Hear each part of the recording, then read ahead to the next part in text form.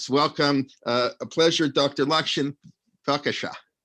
Thank you. I'll just picking up on what you just said there. All the years that I lived in Canada, I was never in the Rockies. And all the years that I lived in North America, I was never at the Grand Canyon. And every Israeli that I knew has always been to the Rockies and to the Grand Canyon. And as soon as I made Aliyah, I found some way to get to the Rockies and to the Grand Canyon, because now I'm an Israeli, and an Israeli knows how to get to the Rockies and to the Grand Canyon. Better do it fast. My time is running out. Let me share my screen here with you. Rabbi Kelman was saying before that the Gemara teaches that there is the concept of the Zakein Mamre, of the teacher who is teaching false things, has often been misunderstood. Teachers are allowed to teach whatever they want, but they are not allowed to teach that is the way that somebody is supposed to be acting. They're not allowed to act against halacha. There's quite a bit of freedom of teaching of what you are allowed to teach, but not in rebelling against halacha. And I think that one of the people who really followed that teaching is Rashbam, who, as many of you know, is my favorite Torah commentator because of his willingness to interpret against the grain, because of his willingness to offer new interpretations of texts, despite the fact that he was a very pious, frum person, one of the Baalei HaTosfot. There's no doubt about his commitment to the meticulous observance of halacha. In the session of classes, one of them dealt with Rashbam's surprising interpretation of Vahi Erev Vahi Voker Yom Echad. There was an evening, there was morning, a suggestion that if you're just reading the text of the that if you're just reading the text of the Torah, then the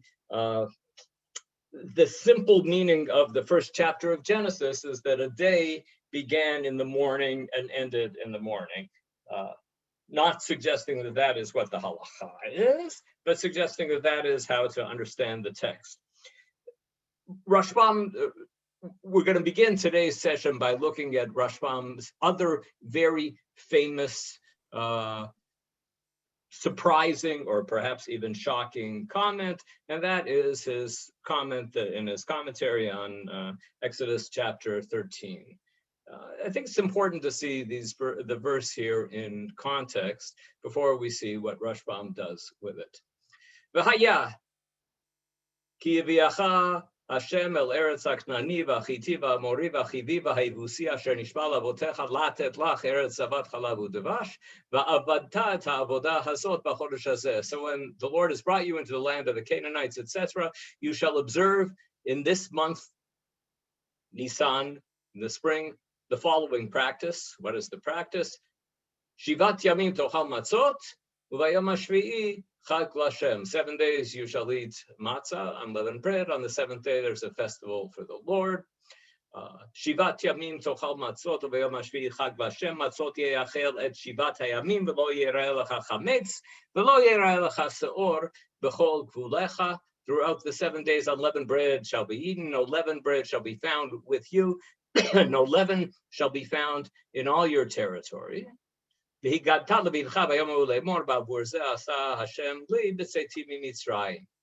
explain to your son on that day, it is because of what the Lord did for me when I went free from Egypt. And now we come to the crucial.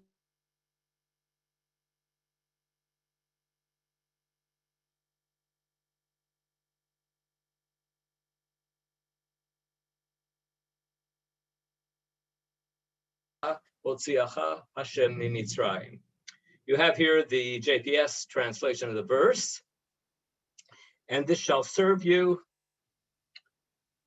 And this shall serve you as a sign on your hand and as a reminder on your forehead in order that the teaching of the Lord may be in your mouth, that with a mighty hand the Lord freed you from Egypt. And then verse 10, we'll get back to verse 9 and talk at length about verse 9. You should keep this institution at its set time from year to year. Now it seems that verses 5, 6, 7, 8, and probably 10 are talking about Passover, talking about Pesach.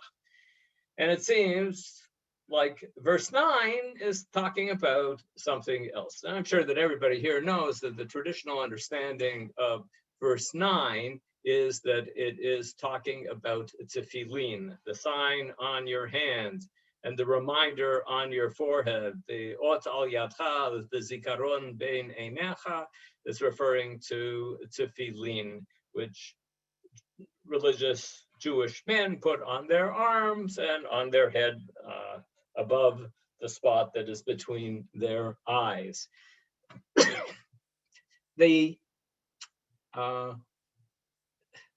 It's hard to see how that understanding of verse 9 fits in all that smoothly with the context here.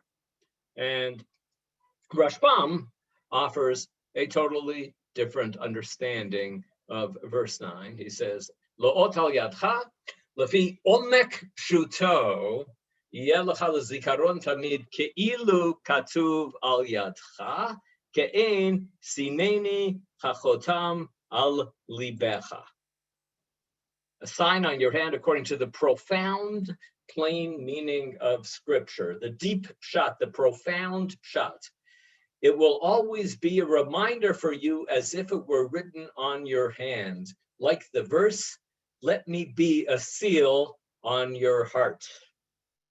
And what about bein einecha, kein tachshit v'ravit zahav sheregilim litain al hanetzach lenoi, like an ornament or a gold chain that is customarily put on the forehead for decoration. So what is Rashbam actually suggesting? What is the what is it that verse 9 is saying?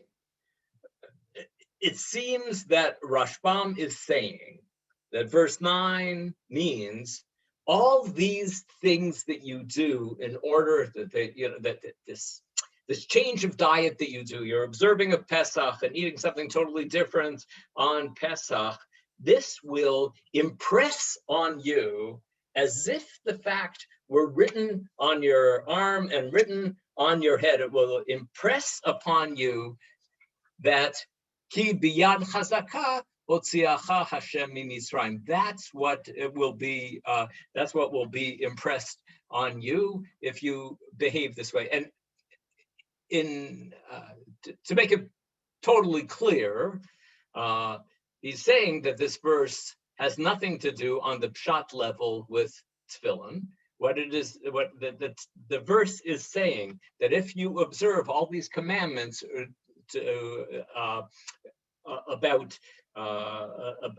about remembering Passover, remembering Pesach, this will impress it on your mind as if it were written on your heart. And when the lover says to the beloved in Song of Songs, let me be a seal on your heart, the lover does not mean I would like to be, put me physically onto your heart. What the lover means is remember me always. I'd like to be in your heart. I'd like to be on your heart. I'd like you to remember me always. And we normally, when we talk about some kind of abstract idea like this, we try to look for something concrete that will describe it. And the memory of the lover, the thought of the lover will be, as real as a locket or a seal that's on my heart, and as real as a gold chain that I put on my forehead for decoration. It'll be something that's surrounding me and that's affecting me at all times. So that's how Rashbam interprets these verses. Now, many of you will know that there are actually 4 different verses in the Torah that say something about a sign on your hand and an ornament or whatever, a frontlet. In the old translation, I have no idea what a frontlet is, but the old translation used to say that it would be a frontlet between your eyes. There are 4 different verses about this in the Torah that use very similar phrases, and Rashbam comments only on the first of those 4 verses. What does he think about the other verses? We have no idea because he didn't comment about them. Some people have argued that because in the book of Deuteronomy and Devarim, when this idea appears, instead of saying, here it says, "V'haya lecha le'ot al yadcha," it should be a sign on your arm. That's one thing, but in Devarim, where it says "ukshartam le'ot al yadecha," you should tie them. That's the concrete action of tying makes it more likely that Rashbam understood that the Pshat level of understanding here is that it is a reference to tefillin. This is possibly true. It is also, I think, definitely true. There's no doubt in my mind that Rashbam put on tefillin. People ask all the time, did Rashbam put on Rashi's tefillin, or did he put on Rabbeinu Tam's tefillin? Rabbeinu Tam was Rashi's brother. I don't know how to answer that, but I can't teach these texts without telling the old joke about the 2 yeshiva boys who meet many years after leaving the yeshiva, and one of them notices that the other one isn't wearing a kippah anymore, and he says to him, what happened to you? You're not wearing a kippah? And he says, well, people change. He said, but wait a second, do you still keep Shabbat, or do you still observe Shabbat? And he said, not really, a little, not so much. And he said to him, but of course you still keep kosher? He said, well, not the way I did back in yeshiva, but a little bit. And he said, tefillin, do you still put on tefillin, don't you? And he said, I put on Rashbam's tefillin, meaning the metaphorical tefillin that Rashbam is describing here. He had to be a knowledgeable yeshiva boy in order to be able to come up with that punchline. So there is no doubt, though, that Rashbam did put on tefillin. There is no doubt, as and Rabbi Kelman was talking before about what a rabbi is and is not allowed to teach, and before he gets defined as being a zakein mamre, as a teacher who's a rebellious teacher who's going to get. A teaching like this is not considered the teaching of a zakein mamre. Although I will mention, interestingly, in the Gemara, they give the example that if a teacher says there is no tefillin in the Torah, in the Gemara Sanhedrin, the Mishnah Sanhedrin, they say that if a teacher says there is no tefillin in the Torah, he is not defined as being a zakein mamre. And Rashi's explanation of that is because it's so obvious. Zil kari be'rav hu.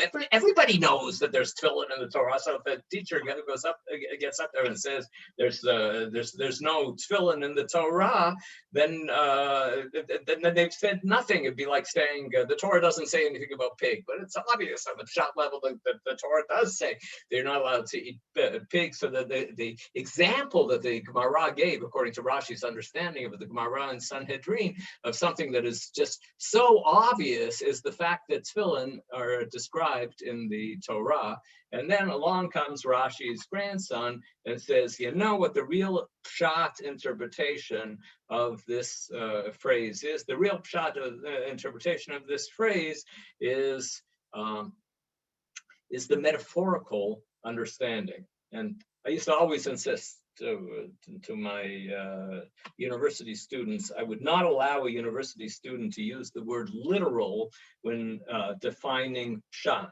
Because Pshat, at least according to Rashbam, and I agree with Rashbam about this, Pshat is the contextual explanation, the explanation that makes sense in the context. And sometimes the context calls for a metaphorical interpretation. And we're going to talk about that issue today. When does the context call for a non-literal interpretation? Rashbam looks at the context here, and I think that on the basis of the context, he came to the conclusion, oh, the context here does not call for a literal understanding. There literally does not have to be something on my arm and something on my head. What it is saying here is that my remembrance of the Exodus from Egypt should be so real as if it were on my arm and as if it were between my eyes on my forehead. So that's Rashbam. Rashbam, we don't know the precise year when he was born. We don't know the precise year that he died. He lived from more or less 1080 until more or less 1065, or maybe even as late as 1070. He may have lived a nice long life. Nor do we know for sure when it was that he wrote his commentary on the Torah. Many years ago, I wrote an article in which I went out on a limb and I suggested that Rashbam wrote his commentary on the Torah when he was in his 60s, after the year 1140.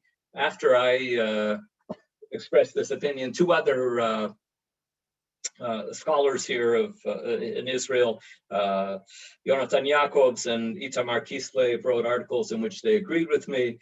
Professor Avram Grossman is one of the biggest experts in the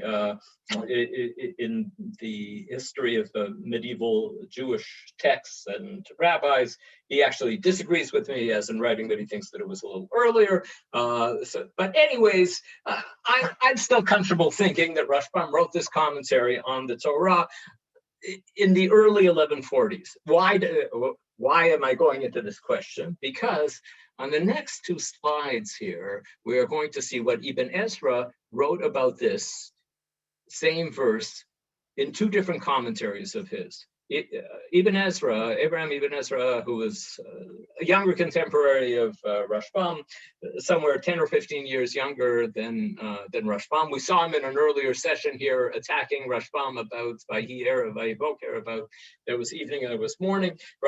Ibn Ezra wrote two different commentaries on the book of Exodus, the shorter commentary and the longer commentary. The standard scholarly opinion is that the shorter commentary was written first around the year 1142, and that the longer commentary was written about 11 years later in 1153. And I was just arguing that Rashbam was writing this comment in the beginning of the 1140s, in other words, around the year 1142, but in a different country. Ibn Ezra wrote his shorter commentary when he was living in Italy. He wrote his longer commentary later when he moved to northern France, when he was living where Rashbam had been living all of his life. So what we seem to have here is Rashbam and Ibn Ezra around the same time writing a commentary on this passage in the book of Exodus. And then 11 years later, Ibn Ezra revisiting the text. Now let's look at the difference between these two comments that Ibn Ezra has about this verse. Ibn Ezra writes, Yitachin al shnei perushim. There are two possible explanations. I could offer you two different explanations of this verse. Ha'echad, explanation number one, al derech koshreim al gargarotecha kotveim al luach libecha. The verse should be understood like the verse, bind them round your neck, write them on the tablet of your heart. This is a reference to the words of wisdom, the words of Torah, if you wish, or words of other forms of wisdom that the author of Mishlei is saying. This wisdom should be around your neck, and it should be written on the tablet of your heart. And Of course, we all understand that doesn't mean that there's something physical that you're supposed to do with these laws in writing them on your neck or writing them on the tablet of your heart. We all understand that this is a metaphor, and what it means is this wisdom should be around you all the time. It should be important to you. Ot, in this understanding, is a sign that this observance that you're doing of Pesach, remembering again the context there, you're observing Pesach, you're observing Passover, and that will serve to you as a sign, as a remembrance. This will cause you to remember something. Umahu sheyeh le'otu zikaron. And what is it that you're supposed to be remembering? What is that? What is it that will be a sign and a memory? That with a strong arm, God took you out of Egypt. But that's how to understand the verse. You and your children should remember that. So observe Pesach, observe all of these rules relating to leavened bread and unleavened bread, related to chametz and matzah, so that you will remember ki biyad chazaka hotzianu Hashem mitzrayim, that God took us out of Egypt with a strong arm. So that's possibility number one, according to Ibn Ezra. And then Ibn Ezra says, "V'perush hasheni lioto kemashma'o lasot tefillin shel yad v'shel rosh." The second possibility is the literal explanation that the verse means to place tefillin on the head and on the arm. So he presents two possibilities, one of which he explains at some length. He goes through explaining it step by step. He offers another text from the book of Proverbs that seems to support that kind of understanding, that the metaphorical understanding that tying something, having something on your arm and on your head is not something physical that's being sought, but it's something abstract that's being sought. So that's the first interpretation. The second one is literally on your arm and literally on your head. And then he concludes, since that second explanation is the one that the rabbis offered, laha'atik in Ibn Ezra's Hebrew and in the Hebrew of many writers in the Middle Ages means to pass down a tradition. So the rabbis passed down the tradition of tefillin. He says, Batel haperush harishon. The first explanation is canceled.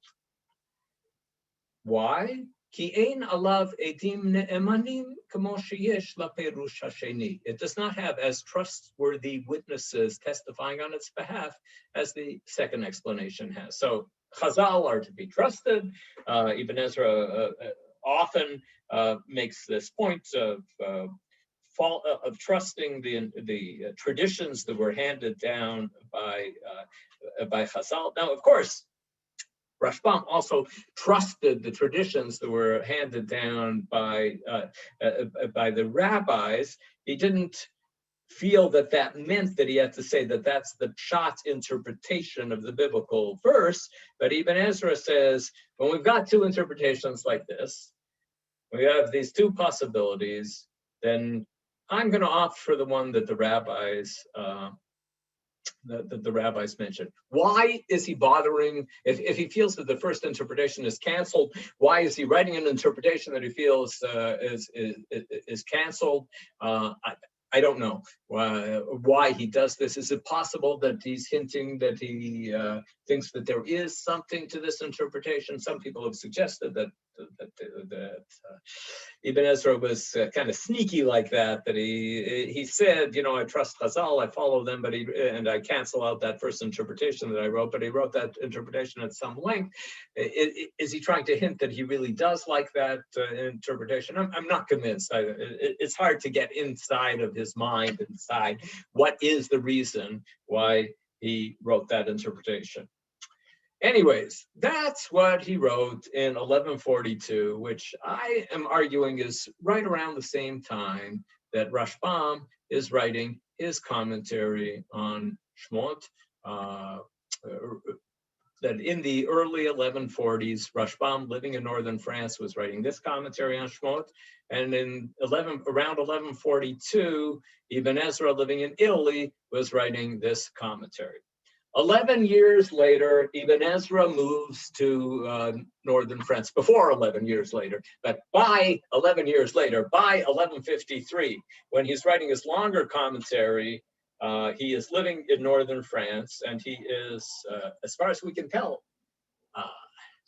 living not that far from Rashbam. We have no evidence that the two of them actually ever met each other.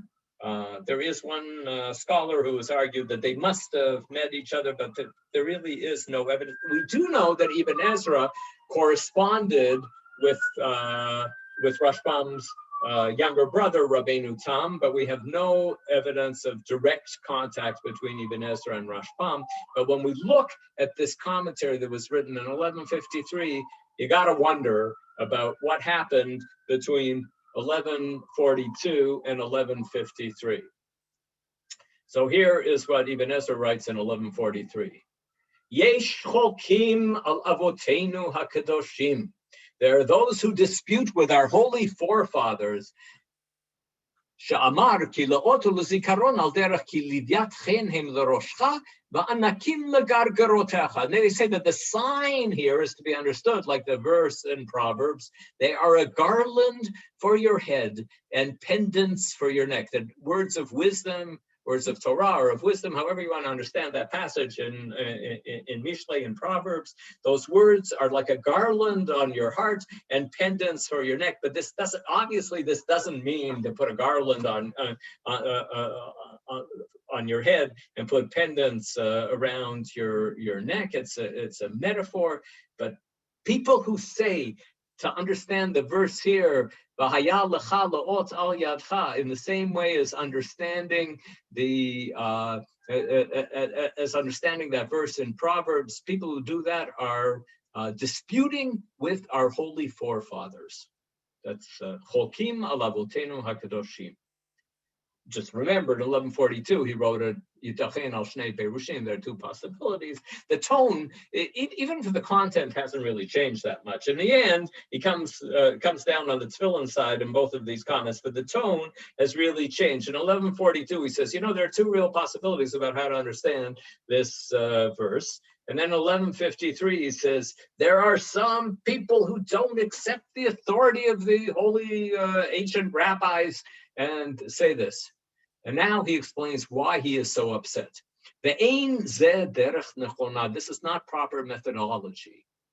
In the beginning of that book, Proverbs, the book Mishlei, it is written, the Mishalim of Solomon. A mashal is a metaphor, an allegory. And so the book of Mishlei begins by announcing that it is a book of Mishalim, a book of metaphors, a book of allegories.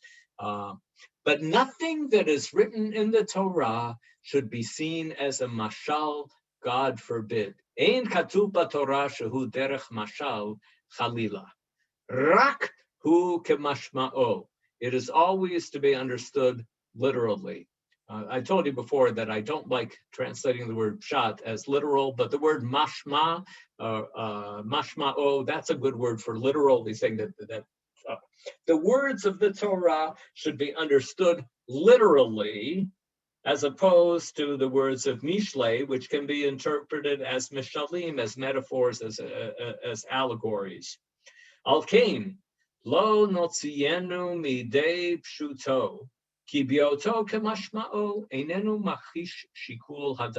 Accordingly, we will not remove it from its pshat meaning so long as the pshat does not contradict common sense. Is there any point at which we look at a text and we say, looking at the text, this text calls for a metaphorical or an allegorical understanding?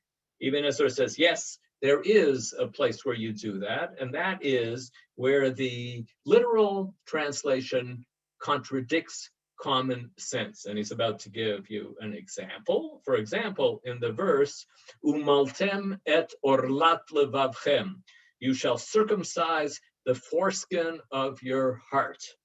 The meaning of which we logically have to adjust. We do not think that there's a mitzvah for people to perform open heart surgery on themselves or on their children and look for the heart and try to find the foreskin that is on the heart. It's obvious in that context there. It means people are behaving in a hard-hearted manner, as if there is this hard covering on your hearts, and you should get rid of that hard covering on your hearts. And logically, we know, common sense tells us that nobody is asking us to perform open heart surgery, so that's why we do that. However, the rule in the methodology of interpreting the text of the Torah is that we always offer the literal interpretation, except when logic forces us not to do this.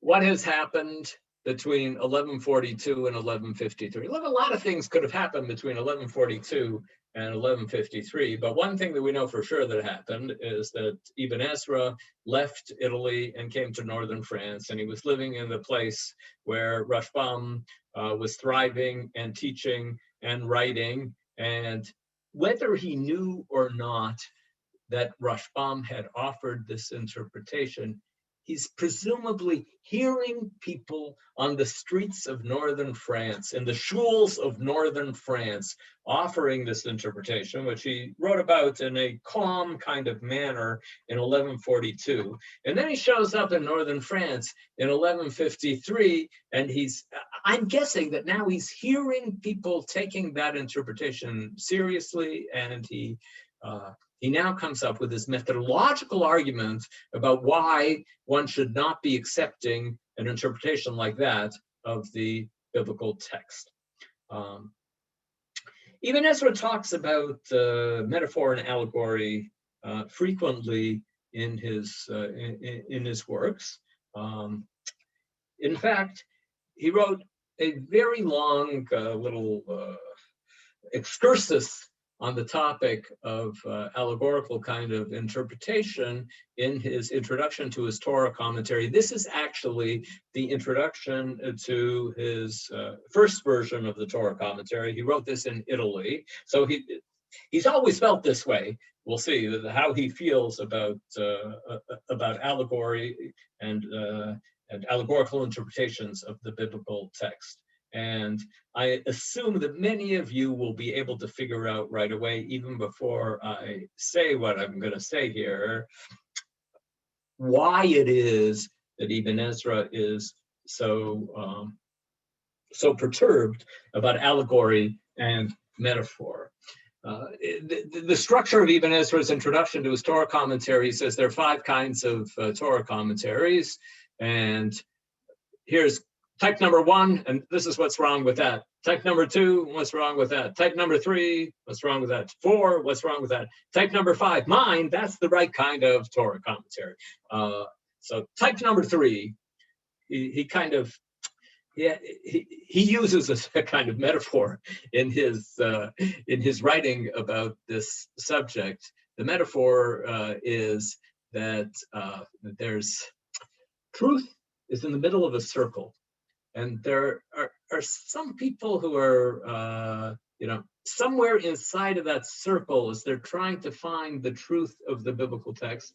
And there are other people that are in total darkness, and that it's beyond the circumference. That there's the truth is in the middle of the circle, and there's the circumference of the circle, and there are these people out there who are offering interpretations of the Torah that are so far off that they are beyond the circumference.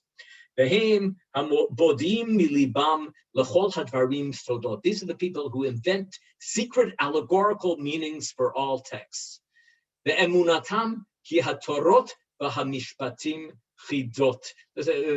can probably see, those who can follow the Hebrew see that he's writing this in what we would not quite call poetry, but he's writing it in what people generally call rhymed prose. They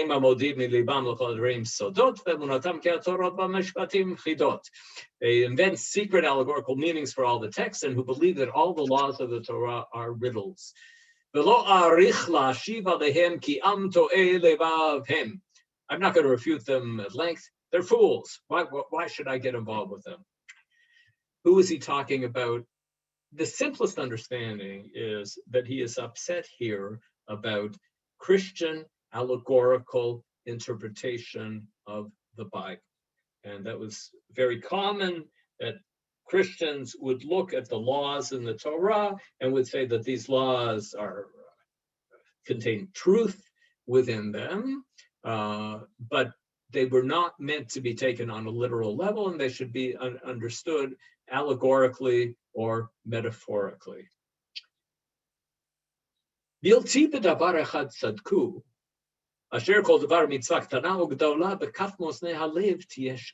only one thing that they're right about, which is that every mitzvah, large or small, has to be weighed by the scales of reason. That's what you have to do. You have to have an ad hoc judgment about every mitzvah. To have a methodology that says that all of the laws of the Torah are to be understood as having some allegorical or metaphorical kind of meaning, that's bad methodology. But to analyze them one by one and to use reason, moznei halev, the scales of your heart, which means the scales of your mind, and that's the tool that you're supposed to be using. If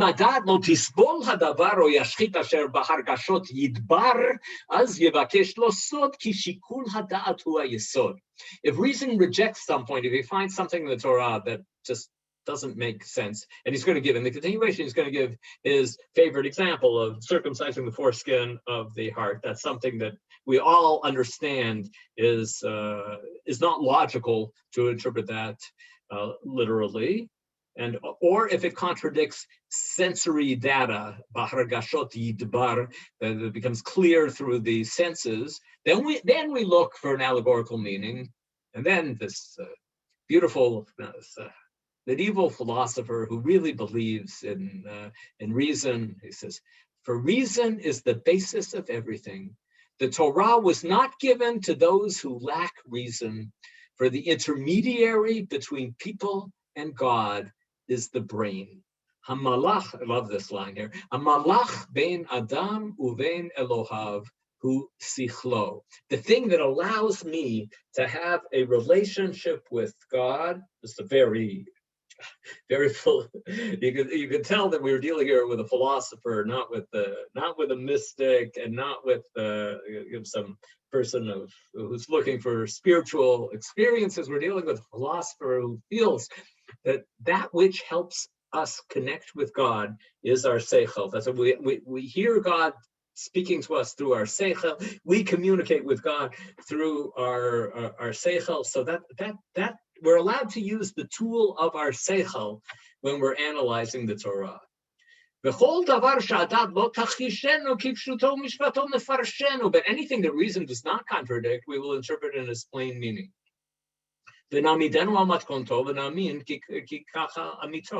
We'll keep it as it is, and we'll believe that that's its true meaning. And now, at the end, he realizes that actually there is the possibility that a text could have both an abstract meaning and a concrete meaning at the same time. If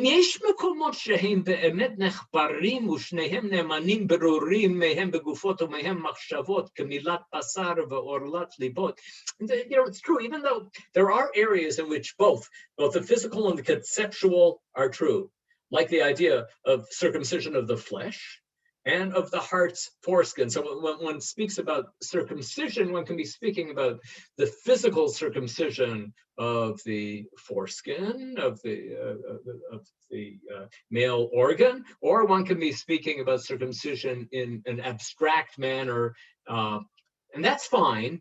And you don't have to choose between those two options. You can have this concept of circumcision that's true both on the conceptual level and on the physical level. And then he says, to finish this off, yesh ish lo yachilu ze rayonav, imu chacham yifkach et einav. People who don't understand this should, if they are wise, just open up your eyes. Ki yimtza בתולדות רבים נוצרים כנחיריים והלשון והרגליים לשני דברים. Just take a look at nature. In nature, we find many things that were created for two purposes. Our nostrils are useful for breathing air in and for breathing air out, and perhaps for other purposes, for blowing your nose. The tongue is useful. We speak using the tongue. There are many letters that you simply can't pronounce unless you've got a tongue, and of course the tongue is useful for tasting food. The legs are good for standing, good for walking, good for kicking a soccer ball. So you look at something that was created in nature and you see that it has more than one purpose. And so you should be willing to accept that idea that sometimes there will be things in the Torah that will have an abstract meaning and have a physical meaning, and there is no problem with that. Who is Ibn Ezra upset about here? Is he upset about Christian interpretation of the Bible? Very possibly the case. Or is he upset about the interpretation that Rashbam offered here that he just discovered when he showed up there in northern France in the late 1140s or the beginning of the 1150s? Also possible. We will look at one more text today, and that is from this week's Torah portion, the end of the Parsha, when God is speaking to Aaron and Miriam and says to them, "Hear these my words. When a prophet of the Lord arises among you, I make myself known to him in a vision. I speak with him in a dream. Not so with my servant Moses. He is trusted throughout my household. With him I speak mouth to mouth. Pe el pe adaber bo, umare velo vechidot." Plainly and not in riddles. When God says to Aaron and Miriam, when I speak to Moshe, I'm speaking to him plainly and I'm not speaking in riddles. And he beholds the likeness of the Lord. How then did you not shrink from speaking against my servant Moshe? Is what God says to Aaron and Miriam. A few years after Ibn Ezra and Rashbam, in the late 12th century in northern France, Rabbi Yosef Bechor Shor is writing his commentary on this section from this week's Torah portion. He quotes the verse and he says, "Uvechan nishberu zero'am shel umot ha'olam shomrim ma she'amar Moshe Rabbeinu allegoria him." Here, the arms of the Gentiles are broken. They say that everything that Moses wrote is to be understood as allegoria. He writes out the word, for those who can see the Hebrew, he writes out the word allegoria in Hebrew in Hebrew letters. But when God says to Aaron and Moshe that I speak to Moshe plainly, the lo bechidot, without any riddles, that means there's no allegories that have to be explained in the Torah. So Bechor Shor begins this comment by making it clear that he's upset about allegorical interpretation of the Torah because he thinks that that's something that Christians do. But then he goes on and says, "Gam mibnei ameinu shamati shemefakpekim al tfilin umezozot וכיסוי הדם, שאומרים וילאות על ידך ותודפות בין עיניך וכתבתם ומזוזות ביתך וישריך, שהוא כמו סימני כחותם על ליבך, כחותם על זרועך. I've also heard some of our people casting aspersions about tefillin and mezuzah and covering the blood of a slaughtered animal. They say that the verse, "It shall be a sign on your arm and a decoration between your eyes," should be understood allegorically, like the verse, "Place me as a locket on your heart," which just means always remember me, and doesn't refer to a literal sign on the arm or on the heart. So all these verses are not references to tefillin or mezuzah. Just let me make it clear. We have Rashbam's controversial comment here about this verse that is generally understood as being about tefillin. We don't have anything controversial written by Rashbam about mezuzah or about kisui hadam, but the possibility that once Rashbam offered this interpretation in the first half of the 12th century in northern France, then the ball started rolling among other Jews there, and other Jews started to interpret the text this way, and Bechor Shor is upset about this. So also these verses are not references to Tefillin or Mezuzah. About this, Bechor Shor says, Oy lahem me'elbona shel Torah. Woe to them for their insult of Torah. They will yet be called to account for this. That's insulting to the Torah to offer these kind of metaphorical interpretations. In his commentary on Sefer Dvarim, on Deuteronomy, Bechor Shor picks up this point again and writes, those commentators who say that this verse is like, place me as a locket on your heart and is not about tefillin are wrong and misleading. They interpret the Torah in a manner that does not accord with halacha. Marim panim batorah shelo kahalacha, which can a good understanding of that phrase, laharot panim batorah shelo kahalacha, means explaining words of the Torah in a way that does not conform to what halacha, to what Jewish law says. And then he makes an interesting argument here. Why did they not pay attention to what the Talmudic rabbis did? The Talmudic rabbis knew how to prove from the Torah that a reptile is kosher, but you will never find any one of them removing even one mitzvah from the Torah. There's this kind of anti-intellectual point here.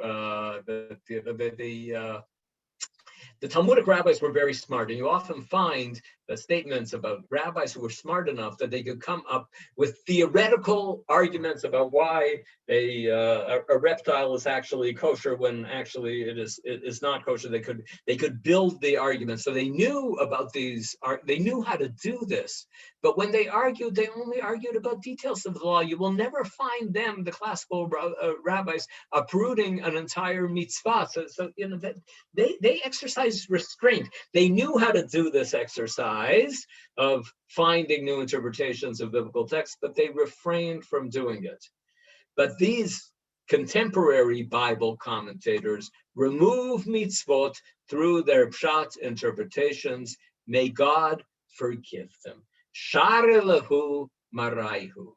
That phrase, share lahu maraihu, is a Talmudic phrase that appears a number of times. Curiously, a Jew in Toronto, I assume that some of you Torontonians know, Dr. Tibor Judah once pointed out to me that the rabbi in the Talmud who most often says Shara lahu maraihu is Rav Yosef. And here, this is Rav Yosef Bechor Shor in the 12th century, also using that phrase, Shara lahu maraihu. It's a phrase that's used by one rabbi when disagreeing with another rabbi. In all the contexts in the Talmud, whenever anybody uses the phrase Shara lahu maraihu, and why am I making this point? Because some people try to argue that Bechor Shor here has found out about the Karaites and is upset about Karaite biblical interpretation, and I just find it really unlikely that he would be using a soft phrase like this, Shara lahu maraihu. May God forgive them for offering this interpretation.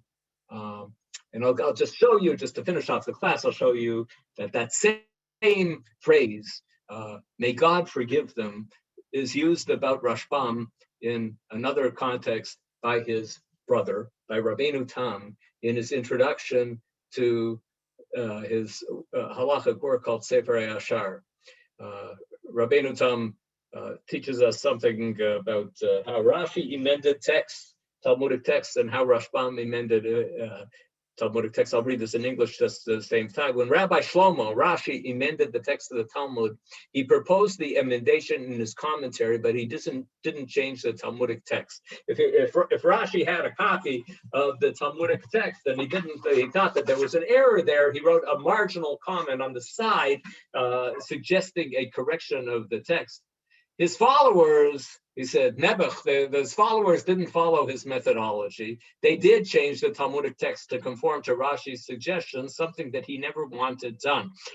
Serious Talmud students know all the time that often you see Rashi says, Achi Garsinan, here's the proper way to read the text. And then you look at the Talmud sitting in front of you, and that's the way the text reads. And then you're saying, what reading did Rashi have there that he didn't like? And if you're using standard Vilna Talmud, very often you don't know. But Rabbeinu Tam says that when Rashi used to correct his text of the Talmud, he only did it in the margin, and he had no idea that anybody would come and actually correct the Talmudic phrase, the Talmudic text itself. And then Rabbeinu Tam goes on and says, "V'share le mare le Rabbeinu Shmuel," and I hope that God will forgive my brother Shmuel, Rabbeinu Shmuel, who offers 20 times as many emendations as were offered by Rashi.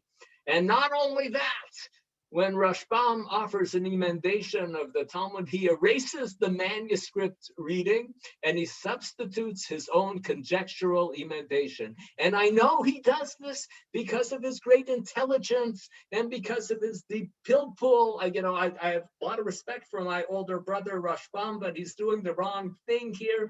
He's emending the text of the Talmud too much, but share le mare. So I think that this kind of criticism here, the share le mare criticism, is something that two people younger than Rashbam are accusing, are saying, when they accuse him, we hope that God will forgive him for the methodological errors that he does. And those methodological errors are a sign, of course, of his great intelligence. It's funny, both Rabbi Yosef Bechor Shor is talking about the intelligence that's required in order to come up with these interpretations. And Rabbeinu Tam says the same thing. I know that he often has really strong arguments for his conjectural emendations of the Talmudic text, but still, you don't do this. This is not the right methodology in dealing with the text. So we have seen here an example of Rashbam being willing to offer an allegorical, a non-literal understanding of a biblical verse, and how upset it seems the two of his younger contemporaries became about this, both his younger brother and Rav Yosef Bechor Shor, who may have even been a student of his. People aren't certain.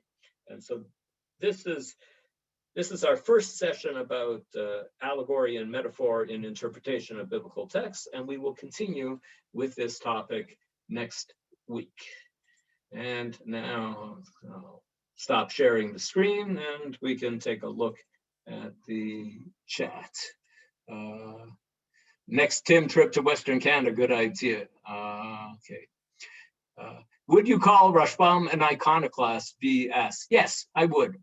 And I also think that Rashbam got his jollies by being an iconoclast. I think that he enjoyed very much being an iconoclast. And do I see myself as an iconoclast? No, I don't. I try not to see myself as being an iconoclast. But I don't think I'm as smart as Rashbam was and as creative as Rashbam was. But I think that he got his jollies from taking positions that he knew would bother people. And maybe some other time I can develop that argument some more. Maybe Rashbam only comes to 13.9 because it is so out of place. So he needs a metaphorical interpretation. Why did he even ever say them leave in the first Perush? He says, "B'toch kedei dibur," that is canceled. Very good comments, Ellen. Why do you do it? Is he trying to hint that he thinks that there's something to that, even though it was canceled? Is it possible that Rashbam thinks otherwise, thinks differently about all the other verses that mention what's understood as tefillin? Maybe. Phil, wonderful to see you, Phil. Is the trustworthiness possibly in the eyes of the beholder? Tefillin that cannot be seen cannot be trusted. That's very true. If you can't see the tefillin, it's hard to know, are they kosher tefillin or not? Very true. Gershon says, ideas identification of seichel as a malach is a metaphor that Rambam uses when he writes in the Moreh that Navi hears God's words because of angelic transmission. Very good, Gershon. And of course, we all know that Rambam lived a number of years after Ibn Ezra. And so he's using a metaphor. There's a lot of discussion about whether Rambam saw Ibn Ezra's commentary on the Torah. There's a letter attributed to Rambam that he wrote. He allegedly wrote it to his son, but it has been proven by scholars that it's a forgery, that Rambam never wrote that letter. But in a letter that he had allegedly written to his son, it said that you shouldn't study anybody's Torah commentary except for Ibn Ezra's. Rabbi Professor Twersky wrote about this subject and came to the conclusion, offered some very good proofs that it seems pretty likely that Rambam did know Ibn Ezra's commentary on the Torah, so he could have picked up this idea from him also. Did Rashbam suggest some other verse for deriving tefillin? Steve asked. He didn't, but there are 3 other verses. Another one in the continuation of Exodus chapter 13, and 2 verses in Deuteronomy. And as I said, some people say Rashbam must have seen them literally, because there the action is ukshartam lo'otayadach, you should tie them. But of course, if a noun can be allegorized, I think a verb can be allegorized. Also, it's not such a strong argument. Zev says when God says he speaks directly to Moshe, he mentions my household. How do Chazal explain that phrase? Zev, I'm not sure, but I think that it's generally understood to mean those who are close to me. Among those who are close to God, some are closer than others, and Moshe is closer than everybody else. That's how that's how I think that phrase is generally understood. That seems to be the chat. If anybody wants to unmute themselves and ask anything right now, feel free. We still have 3 minutes left. Thank you. If I may, can I ask what's, to me, a very simple question, but I don't know people who've talked about it. I'm sure I just must be missing something. Pel peh daber bo. Okay, that's very nice. This week's parsha. Kilo yera hadam v'chai. How do you resolve those 2 verses? So Rabbi Kalman is pointing out that there's plenty of anthropomorphic language about God, so how do we deal with a phrase like this? It is funny, I would say, Rabbi Kalman, that obviously you have to allegorize the phrase peh el peh. In this. But it's a blatant contradiction. Yes, yeah. Even if you allegorize it, I mean, I understand. I'm just curious. I haven't seen much discussion about this. I imagine some people have discussed. I'm just not aware. And right. I was wondering if you can. I don't know off the top of my head, but it's a great question. Yes. All right. If anybody knows, please let us know. Tell me denu yoter mikulam. So that is definitely true. Yes. Yes. Okay, anybody else would like to unmute themselves, ask a question, that's fine. Just while you're doing that, this evening's shir will be slightly different. Moshe Zakhal's shir in the Haftorah. The Haftorah for Parshat Balocha is the same one as on Shabbos Chanukah. So since he already spoke about that, you can listen to the Shabbos Chanukah. He asked if it was okay, and of course it's okay. He's going to give a shir tonight on prophecy in general, but it's sort of along this what we're saying. What does it mean to be a prophet? How does one become a prophet? So that's our quote-unquote Haftarah share of the week this evening at 8 o'clock by Moshe Sokolov. So if you haven't been joining all year, even though every week is of course independent, every Haftarah is independent, but tonight might be a good chance, unless you're asleep in Israel at 3 o'clock in the morning. So, but I hope so. I please God that people can have sleep through the night. That's not nothing to laugh about it. Correct. Not always taken for granted. All right, yes. But anyways, okay. Want to thank you, Dr. Lockshin. Thank you very much. If any last minute questions, and we look forward to seeing you next week. And everybody should be well and be healthy, and we should hear only good news and good things. Okay, have a wonderful day, everybody. And more about allegory next week. Okay. All right. Very good. Thank you. Thank you.